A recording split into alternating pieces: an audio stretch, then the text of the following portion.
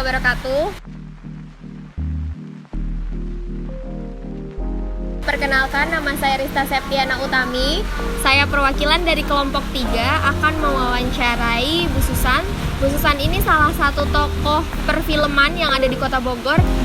Sedikitnya Ibu boleh menjelaskan dulu, Bu, Ibu dari mana, latar belakangnya seperti apa gitu. Boleh perkenalan sedikit secara singkat? Boleh. Tadinya saya pindahan dari Jakarta. Oke. Terus saya kagum dengan orang Bogor, itu luar biasa, ramah-ramah. Akhirnya saya pindah ke sini. Kalau untuk awal langkah Ibu gitu memulai dunia perfilman tuh karena apa sih, Bu, gitu? Atau memang karena Ibu ikut casting atau ada audisi atau apa Ya, gitu? karena saat itu tahun 98 itu ada Krismon ya. Ya. Moneter ya. Heeh. Nah, disitulah saya berpikir ke hal yang positif ya. Saya ikut casting di Soraya Film. Oh, berarti memang ikut casting awalnya ya? Pertama ikut casting di Soraya Film. Saat itu saya dapat peran ikut dalam film Susana itu, Rahasia Sebuah Guci. Wow, berarti Ibu udah pernah bermain sama Susana ya? Bahkan saya pernah jadi ibunya Adam Jordan. Menurut Ibu sendiri nih, anak-anak muda kan perlu inspirasi gitu, sudah banyak ide-ide yang dimunculkan. Menurut Ibu ada kritik dan saran nggak sih untuk pembuatan film dari tahun ke tahunnya? Kalau kritik ya, bukan kritik ya, karena saya melihat begitu besarnya ya animum film di Indonesia itu luar biasa, semakin lama semakin berkembang, semakin canggih, karena generasi micinnya itu kan Generasi micin ya, Bu ya? luar biasa ya. Jadi Ya. ditambah dengan senior yang luar biasa ya, dipadu dengan generasi micin itu yang punya potensi lebih besar gitu. Jadi ya luar biasa, salut buat film Indonesia. Oke, berarti semakin kesini perkembangan filmnya semakin maju ya, Bu ya? Semakin maju karena semakin berkembang IT-nya gitu. Oke, selama Ibu menjalani proses di dunia perfilman, kendala terbesar yang Ibu alami ketika melakukan sebuah produksi film itu apa, Bu?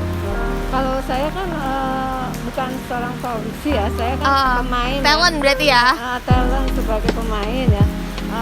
Saya tidak merasakan adanya Tantangan yang luar biasa gitu. Ya, tantangannya hanya Di diri sendiri ya? Iya, diri sendiri aja. Gimana caranya Manusiawi mengekspresikan? itu, membentuk diri sendiri itu ya manusiawi lah seperti itu. Iya, oke. Tapi mengalir deh. Iya, itu semua pasti mengalir ya. Pesan-pesan Ibu nih untuk para milenial yang sekarang sedang produktif-produktifnya di kondisi pandemi seperti ini, membuat film, menurut Ibu gimana? Ada pesan atau saran gitu? Tetap semangat, jangan putus asa. Pokoknya kembangkan semua potensi diri yang ada. Ya. Oke. Tetap pokoknya, karena kita orang entertain itu bebas, gitu kan. Berarti tanpa batas ya, Bu? Ya, dengan aturan yang sudah ada lah Ya, ya. sesuai dengan Rambu-rambu aturan. lah, pasti ada kayak gitu. Oke. Mungkin itu aja ya, Bu, yang Ya. bisa saya pertanyain Ya. sama Ibu gitu. Untuk waktunya juga. Ya. Terima kasih banyak sudah mau meluangkan waktu gitu Jangan untuk lupa kita. like, comment, and Siap. subscribe Punya channel sendiri ya, guys. Jangan lupa di subscribe, ya. Like and comment, share. Oke, siap, Bu. Terima kasih ya, Bu. Assalamualaikum warahmatullahi wabarakatuh. Baik, bisa Ibu kenalkan dulu siapa diri Ibu, nama dan latar belakang Ibu. Perkenalkan, nama saya Vera Tiara Syahida. Saya lulusan dari Sarjana Ilmu Komunikasi Universitas Muhammadiyah Yogyakarta. Sekarang saya mengajar di SMK Taruna Terpadu 1. Mata pelajaran saya adalah produktif broadcasting atau produksi siaran program televisi. Bagaimana perkembangan film dari tahun ke tahun dan dikomunikasikan dengan ide cerita yang muncul pada anak muda, pada apa ada yang hilang dari dunia perfilman dan atau justru makin meningkat? Sebenarnya kalau melihat mengenai peningkatan film di Indonesia dari tahun ke tahun, itu sebenarnya kita bisa lihat dari sejarah perfilman Indonesia. Perfilman Indonesia itu sebenarnya sudah ada pada tahun 1923 kalau nggak salah ya. Jadi sebelum kemerdekaan sebenarnya Indonesia sudah mampu untuk membuat film. Dengan film yang pertamanya adalah Lutung Kasarung. Terus kemudian kita masuk kepada era 60-an, era 80-an, dan pada era 80-an akhir itu film Indonesia tuh didominasi dengan perfilman yang bertemakan tentang horor tapi ada semi pornografinya gitu. Kalau film tuh biasanya kita melihat siapa sih cast-nya, ya talentnya siapa, terus kemudian dia genre filmnya apa horor, apa adventure, apa action dan sebagainya. Sebenarnya kalau filmnya sendiri sudah jadi, kita bisa yang namanya melakukan teknik promosi. Ketika saya mengajar, saya ada pelajaran namanya manajemen produksi dan penyutradaraan. Di situ ada subbab yang menjelaskan mengenai menerapkan promosi, launching hasil produksi dan eksibisi. Sebenarnya ketika kita punya cara supaya film itu lebih menarik misalnya tidak melulu dari cast atau ide cerita, kita bisa melakukan yang namanya promosi misalnya kita bisa menggandeng media massa, contohnya misalnya radio, promosi dari radio to radio, atau misalnya roadshow dari satu kota ke kota lain. Mungkin sebelum corona, sebelum COVID-19 itu kita bisa namanya melakukan gala premier, betul ya kan, dari satu bioskop ke bioskop lain. Tapi ketika ada corona, semua perfilman kayak terhenti. Betul, dan dialihkan melalui proses digital, seperti misalnya kita nonton di di Netflix atau misalnya di bioskop online. Terus ada beberapa yang kayak GoPlay dan sebagainya ya gitu. Jadi sebenarnya teman-teman harus kreatif untuk bisa menggandeng segala unsur media massa, baik cetak, elektronik, dan yang paling ngetren banget adalah online, seperti itu. Dan kerjasama sama IO kalau misalnya mau jumpa darat. Lanjut ke pertanyaan ketiga, Miss. Dengan perkembangan zaman, proses pengeditan pada perfilman salah satunya ada teknik CGI. Bagaimana pendapat Ibu mengenai teknik editing tersebut? Teknik editing dengan CGI menurut saya sangat-sangat bagus ya. Berarti Indonesia mau sama nih, atau mau mengejar bagaimana cara orang-orang Hollywood itu mengedit, karena biasanya kalau kita perfilman kita pasti kiblatnya ke Amerika atau Hollywood ya. Betul. Tergantung insi filmnya, genre filmnya, apakah harus memerlukan CGI atau tidak. Tapi saya yakin CGI atau tidak CGI, Indonesia punya namanya banyak sekali editor-editor handal, sumber daya manusia editor handal. Kita tidak perlu merasa kekurangan orang pintar. Yang kita perlukan adalah bagaimana menciptakan lapangan-lapangan supaya editor handal tadi bisa bekerja dengan baik, bisa menerapkan CGI kalau memang diperlukan CGI. Tapi sejauh ini saya melihat semuanya keren. Terima kasih Ibu sudah meluangkan waktunya untuk diwawancara oleh kami. Mohon maaf jika ada salah-salah kata untuk diwawancarainya. Terima kasih. Assalamualaikum warahmatullahi wabarakatuh. Waalaikumsalam warahmatullahi wabarakatuh. Sama-sama. Saya perkenalkan, nama saya Muhammad Husni SPDI.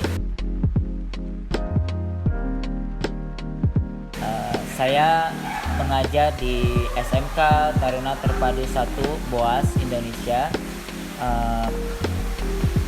Saya mengajar sebagai guru agama di SMK Taruna Terpadu Boas. Baik Pak, bagaimana pandangan Bapak sebagai tokoh agama dengan perkembangan film dari masa ke masa?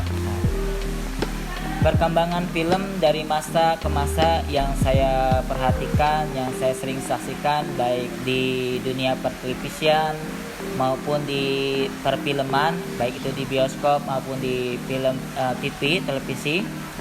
Untuk sekarang saya perhatikan lebih banyak mendominasi film-film yang berbau drama, horor ketimbang film-film yang berbau religi seperti itu. Dan perfilman yang berbau religi sudah sangat minim sekarang. Terakhir saya saksikan adalah film yang berjudul Ayat Cinta. Setelah itu kesininya banyak film-film yang lebih dominan diisi oleh perfilman dengan berbau drama percintaan, asmara maupun horor.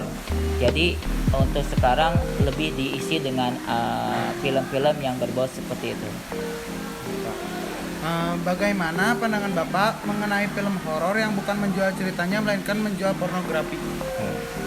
Bagi para sutradara atau produser yang membuat film berbau horor, namun di situ lebih banyak adegan-adegan yang berbau pornografi, menurut hukum Islam adalah haram. Jadi kalau seandainya ditampilkan adegan-adegan pornografi sudah masuk kategori haram. Sebagaimana Allah Subhanahu wa taala berfirman dalam Quran surat Al-Isra ayat 32, A'udzubillahi minasyaitonirrajim. Wa ma khalaqtul jinna wala taqrabuz zina innahu kana fahisya wa sya'a sabila. Di situ dijelaskan di Al-Isra 32, janganlah engkau mendekati zina, karena zina itu adalah suatu perbuatan yang keji dan suatu jalan yang amat buruk. Itu aja mungkin. Baik Bapak, terima kasih Pak. Iya. Hai, boleh kenalin dulu namanya siapa? Oke, perkenalkan, nama aku Rismayanti dari jurusan Broadcasting. Nama aku Naya Nurul Hakikah dari jurusan Broadcasting. Oke, di sini saya punya beberapa pertanyaan buat kalian. Pertanyaan pertama, menurut kalian bagaimana perkembangan film dari tahun ke tahun dengan dikombinasikan dari ide cerita yang muncul pada anak muda? Apa ada yang hilang dari dunia perfilman atau justru semakin meningkat? Oke, kalau sekarang mungkin dunia perfilman itu lebih ke genre romance ya. Dan sekarang tuh kayak banyak mengandung unsur 18+.